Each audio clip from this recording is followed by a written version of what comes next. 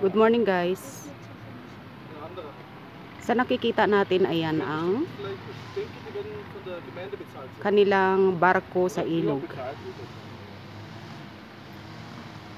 Ito ay ang ilog ng Slovenia at Austria. Ito yung kanilang boundary guys, ilog. Ang kabilang ilog ay pagmamay-ari ng Slovenia at ang kabila ay Austria. So, kaya yan ang tulay. Oh. At ayan ang barko, susunduin na kami. Dito sa kabila.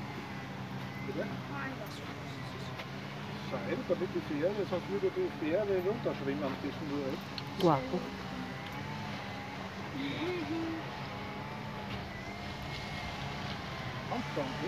So, ayan na.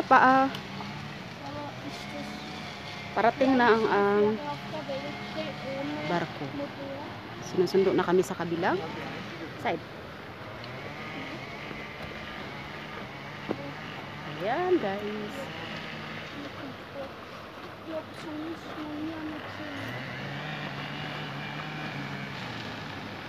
Parating na siya. Parating na ang barko. Ang ating boat. Made of woods. Yan ang restaurant ng Austrian side. At ayun na naman ang restaurant ng kabilang side. Slovenia side and this is Austrian side. Yan na ang barko. It's already connected in Austrian side.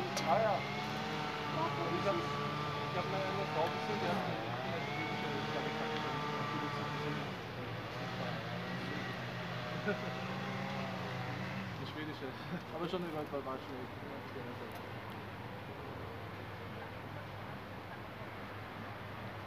Also ich mit der philippinischen Flagge, weil Christine hat mir... Yan. Tumabo na ang barko ng ilog na ito. Yan guys. So, tabo-tabo na.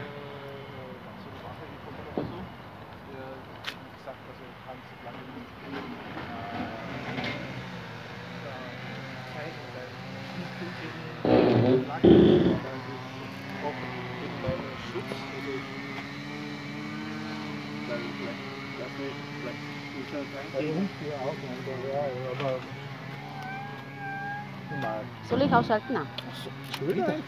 Ich glaube, das ist wegen Treten. Ich glaube, das ist automatisch. So, ang aking old bike. 1800. Year 1800. Ginawa. Suli ka na.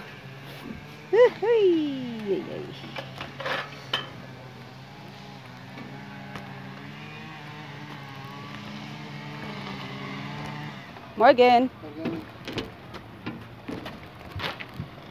So, sa English pa ay good morning. So, continue tayo dito sa ating